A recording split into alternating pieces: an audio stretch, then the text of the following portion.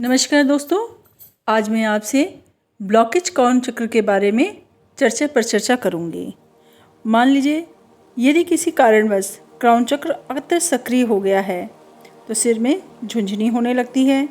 इससे आध्यात्मिक बीमारी जैसे कि भ्रम उदासीनता पैदा होती है, क्योंकि कर्ण चक्र में बहुत अधिक ऊर्जा इकट्ठा हो जाती है। जब कोई व्यक्ति झूठ, बेईमानी इत्यादि गलत साधनों से जीवन जीता है, तब किसी व्यक्ति में विचारों का द्वंद्व बहुत अधिक होता है और वह ब्रह्मानंद की साधना में भी रत होना चाहता है।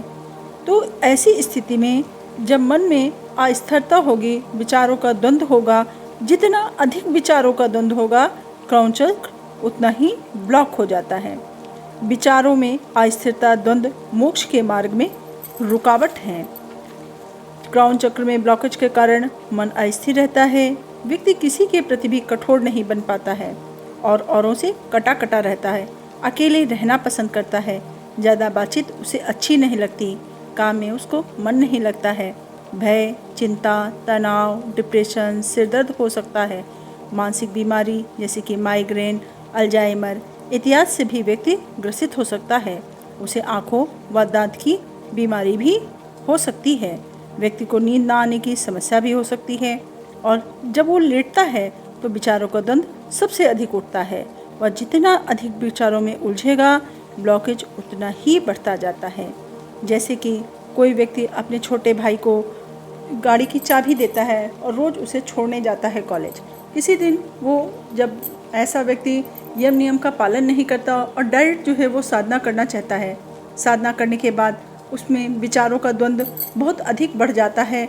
उसका कर्ण चक्र धीरे धीरे ब्लॉकेज होने लगता है और वो साधना में भी रत है, साधना भी लगातार कर रहा है।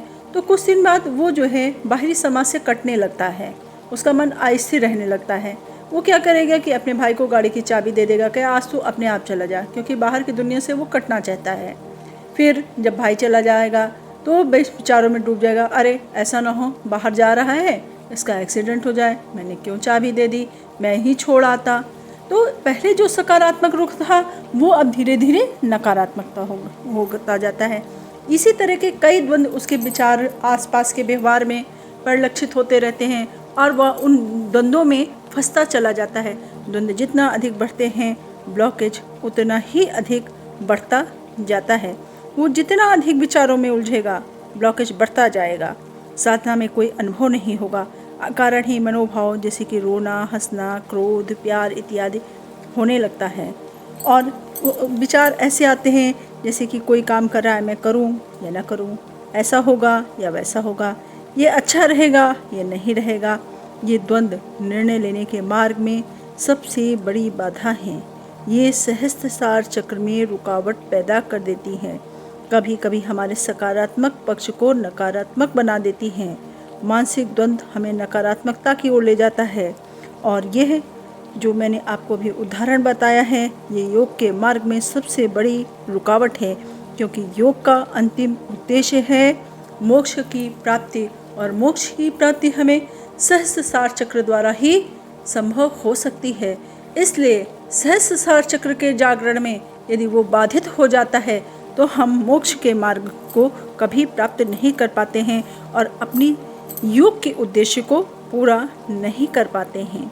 इसलिए यह आवश्यक है कि साधना रखते व्यक्ति कुछ समय के लिए स्वतः विचार कम करे, मानसिक शांति के लिए व्यवहारिक बने, लोगों के बीच प्यार से रहे, संतुलित आहार ले, मिट्टी में नंगे पांव चले, यानी कि वो पूर्णतया यम नियम के सभी धर्मों का पालन करे, प्रातःकाल टहले और हो सके तो ब्रह्म मुहूर्त में ध्यान अवश्य करे। वास्तव में सहस्त्रसार की साधना के लिए ब्रह्म मुहूर्त में किया गया ध्यान जो होता है वो अन्य समय पे किए गए ध्यान की अपेक्षा सहस्त्र गुना ज़्यादा अच्छा परिणाम देता है। इस प्रकार ये आवश्यक है कि सहस्त्रसार चक्र के जागरण के लिए हम क्रम पूर्वक एक तरीके से, जैसे मूलाधार चक्र, उसके बाद अन्य चक्रों को जागृत करते हुए सहस्त्रसार तक जाएं और अपने जीवन को व्यवस्थित यम नियमों के द्वारा पहले कर लें, फिर सहस्त्रसार की साधना में रत रहें, अपने विचारों के द्वंद्व को हटाएं और अपने जीवन को पूर्ण आनंद में बनाएं, उस परम चेतना से जोड़ें और परम मोक्ष की प्राप्ति में हम अपने आप को समर्पित कर दें। परम मोक्ष को पा लें, परम चेतना से जुड़ जाएं। धन्यवाद।